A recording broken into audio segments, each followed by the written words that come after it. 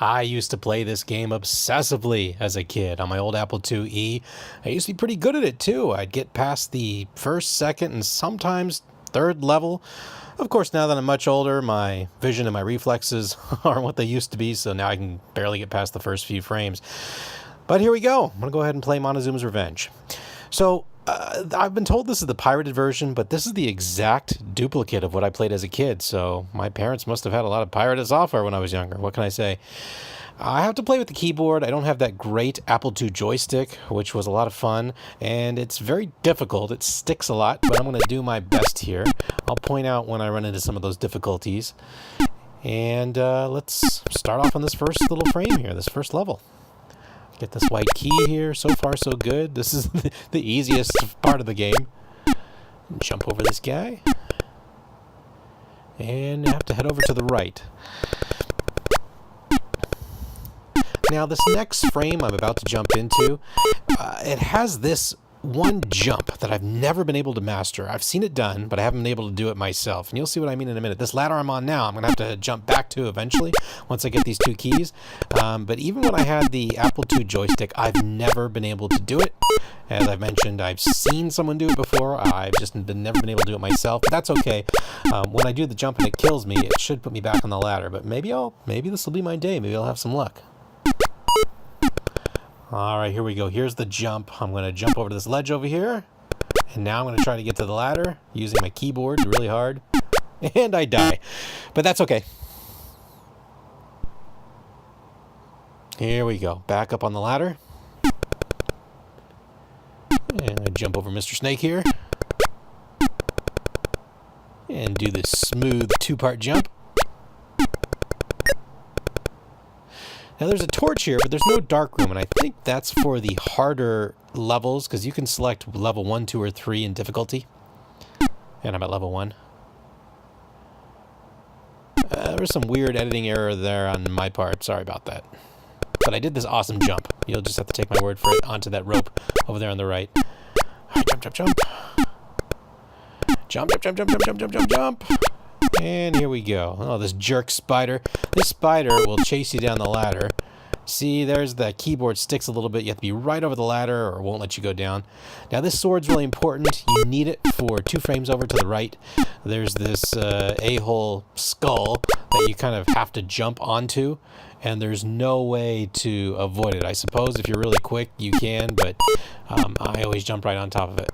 Here we go. Yeah, so you hardly can avoid it. Oh, I got an extra life. There we go. This is a really difficult process right here because you have to get that blue key, and once you get the blue key, you have to jump over to the left, but you have to time it just right, and the little treadmill thing throws you towards it. If you're not careful, you'll run right into that chain. And here we go. All right, I'm going to claim that as pure skill and not absolute luck. Here we go. Moving right along. And we're going to go back to, this room here. And you're going to see another display of my awesome skill. Nothing to do with luck whatsoever. That's pure skill. That didn't just absolutely happen to be pure luck right there. I don't like wasting the swords, because there are some parts of these levels where you really do need one or you're going to lose a life.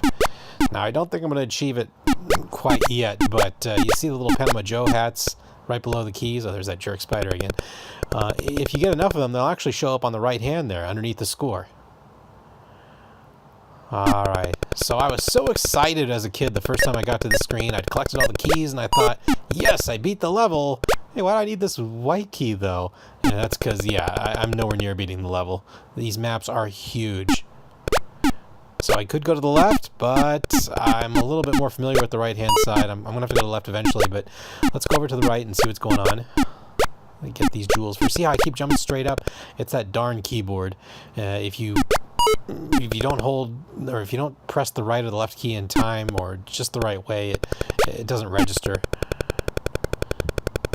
Oh, all right. I got to time this just right. No problem. This will be easy. Banzai! Right into the fire. All right, let's try this again. No way am I going to die a second time. Here we go. And I made it. You thought I was going to die, didn't you? All right, blue key and another torch here that really serves no purpose. Again, I think it's for the harder setting. I could barely get past anything on setting 1, so I'm not going to mess around with those harder settings. Look at all these choices. You can go right, you can go left.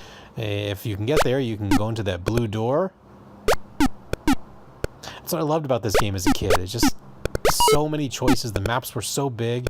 And I know the colors are very primitive by today's standards, but going from that kind of green or monochrome Apple II kind of coloring to a color game was pretty amazing. All right, come on, Panama Joe. Stop running away. Here we go. All right, I'm going to go for it.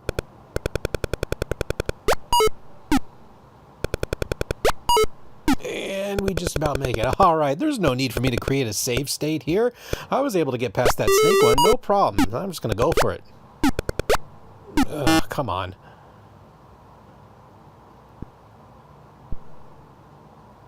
All right, no save state necessary. Let's do this. Geronimo! Yeah, well, at least I killed the skull. All right, you know what? I'm getting tired. I think I'm going to call it a night and go to bed and continue this some other time. See you next time.